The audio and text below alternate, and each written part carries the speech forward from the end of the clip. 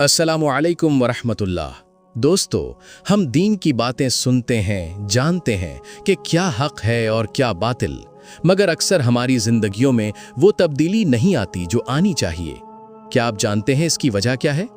हकीमुल उम्मत हज़रत थानवी का आज का ये मलफूज हमारी इसी गफलत पर एक गहरी चोट है और इस्लाह का बेहतरीन जरिया है। हज़रत हकीमुल उम्मत फरमाते हैं, जिस इल्म के मुक्तज़ा यानी तकाज़े पर अमल ना हो वो कल अदम है। फरमाया कि जब अमल खिलाफ़े मुक्तज़ाए इल्म होता है तो इल्म को कल अदम समझते हैं। जैसे कोई लड़का बाप से गुस्ताखी करता हो तो लोग उसे ऐसे कहते हैं, बाप है बाप, यानी गोया मुनकिर उबुव्वत यानी बाप होने का इनकार करने वाला समझकर खिताब करते हैं। आइए इस बात को आसान लफ्ज़ों में समझते हैं।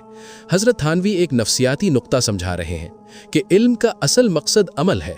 अगर हम जानते हैं कि झूठ बोलना गुनाह है लेकिन फिर भी बोलते हैं तो हमारा ये जानना बेकार है। हज़रत ने एक बड़ी प्यारी मिसाल दी कि जब कोई बेटा बाप से बदतमीज़ी करता है तो पास खड़े लोग उसे झंझोड़ कर कहते हैं, अरे होश करो, बाप है वो तुम्हारा। अब जाहिरी बात है, बेटे को मालूम है कि वो बाप है, लेकिन लोग उसे ये याद इसलिए दिला रहे हैं क्योंकि उसका अमल यानी बदतमीजी बता रहा है कि वो इस रिश्ते का एहतराम भूल चुका है, जैसे वो बाप को बाप मानता ही ना हो। बिल्कुल इसी तरह जब हम गुनाह करते हैं तो हमारा अमल ये बता रहा होता है कि हम अल्लाह की नाफरमानी के अंजाम को गोया जानते ही नहीं और हमारा इल्म उस वक्त बेमानी हो जाता है।